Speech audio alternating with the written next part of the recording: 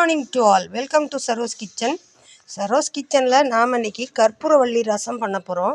அதுக்கு தோட்டத்திலேருந்து கற்பூரவள்ளியை பறித்து எடுத்துக்கிடலாம்.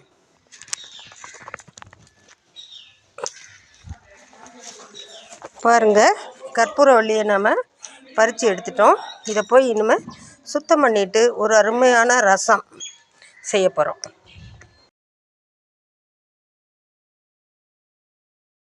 இப்போ பாருங்கள், நம்ம தோட்டத்திலேருந்து அருமையான கற்பூரவள்ளி இலைகளை பறிச்சுட்டு வந்துட்டோம். இதை நான் சுத்தம் பண்ணிட்டேன். இதுக்கு தேவையான பொருட்கள் என்னன்னு பார்த்துடலாம். பெருங்காயம், பூண்டு, சீரகம் 1 டீஸ்பூன், 1/2 டீஸ்பூன் மிளகு, இதுக்கு தேவையான அளவுக்கு மஞ்சள் தூள், உப்பு, கருவேப்பிலை, கொத்தமல்லி, பருப்பு தண்ணி தேவையான அளவுக்கு, புளிக்கரைசல் தேவையான அளவுக்கு. இப்போ இந்த ரசத்துக்கு தேவையான இந்த மிளகு, சீரகம், பூண்டு இதை நம்ம தட்டி எடுத்துகிட்டு வந்துடலாம் அம்மியில்.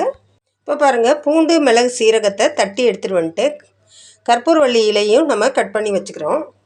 இப்போ புளி கரைச்சிக்கிடலாம். பாருங்கள், ஒரு தக்காளி, புளி ஒரு சின்ன நெல்லிக்காய் அளவு புளி, நமக்கு எவ்வளவு தேவையோ அவ்வளவு நம்ம எடுத்துக்கிடலாம்.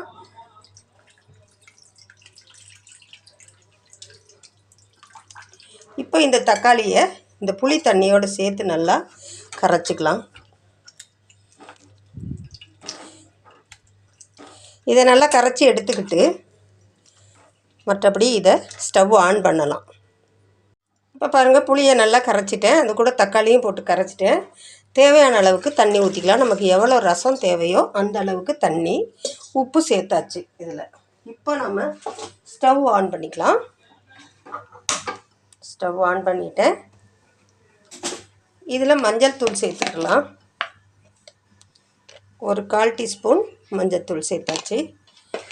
இப்போ இதில் நம்ம அரைச்சி வச்சுருக்கிற மிளகு, சீரகம், பூண்டு இதை இந்த தண்ணியில் சேர்த்துருவோம்.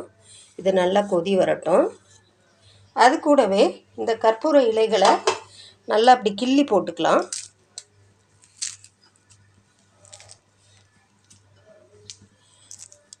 இப்போ இது ஒரு கொதி வரட்டும். நம்ம மற்ற ரசங்கள்லாம் பண்ணும்போது ரசம் கொதிக்கக்கூடாதுன்னு சொல்லுவோம். ஆனால் இந்த ரசத்தில் இது கொதிச்சதுனா தான் இதோடைய அந்த தன்மையெல்லாம், இந்த கற்பூரவள்ளியுடைய சத்துக்கள் இந்த ரசத்தில் இறங்கும். அப்போ தான் அது நமக்கு சக்தியை கொடுக்கும், நம்ம உடல் ஆரோக்கியத்தை கொடுக்கும். அதனால் இப்போ இது ஒரு கொதிச்சிடுச்சு. இனிமேல் இதுக்கு ஒரு தாளிப்பு கொடுக்கலாம். நம்ம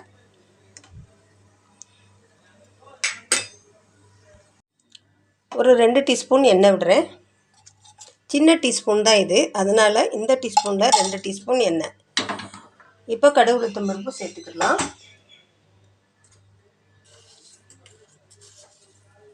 அரை டீஸ்பூன் கடுகு, ஒரு 1/4 டீஸ்பூன் உளுத்தம் பருப்பு. நம்ம இது வரைக்கும் பெருங்காயம் சேர்க்கல. இப்போ தான் நம்ம கடுகு வெடித்ததுக்கப்புறம் பெருங்காயத்தை சேர்க்க போகிறோம். இதில் ஒரு 2 வரமிளகாய், காரத்துக்காக மிளகு தான் நம்ம சேர்த்துருக்கோம், அதனால் 2 வரமிளகாயை சேர்த்துடலாம். பெருங்காயத்தை சேர்த்துக்கலாம் தேவையான அளவு. அவ்வளோதாங்க. இந்த தாளிப்பை இந்த ரசத்தில் கொட்டிடலாம். இப்போ மறுபடிக்கும் இந்த அடுப்புக்கே மாற்றுறேன் இதை. இப்போ இதில் மல்லித்தலை போட்டுக்கலாம் தேவையான அளவு. கருவேப்பிலை போட்டுக்கலாம். நல்லா பச்சை கருவேப்பிலை, நல்லா வாசனையாக இருக்கும். அவ்வளோதாங்க, நம்ம ரசம் ரெடி ஆயிருச்சு. இப்போ இதில் பருப்பு தண்ணியை நம்ம சேர்க்கணும். பாருங்கள், பருப்பு தண்ணி நான் எடுத்து வச்சுருக்கேன். இதில் சேர்த்துருவோம். அவ்வளோதாங்க, ரொம்ப சூப்பரான சுவையான கற்பூரவள்ளி ரசம் ரெடி. ஸ்டவ் ஆஃப் பண்ணுறேங்க. இதை வேறு ஒரு பாத்திரத்துக்கு மாற்றிக்கலாம். கடுமையான வெயிலுக்கு அப்புறம் இப்போ தான் ஒரு மழை பெஞ்சிருக்கு. இதில் பார்த்திங்கன்னா நிறைய பேருக்கு காய்ச்சல் வரும், சளி பிடிக்கும், தொண்டை கமறல் வரும், தொண்டை வலிக்கும்.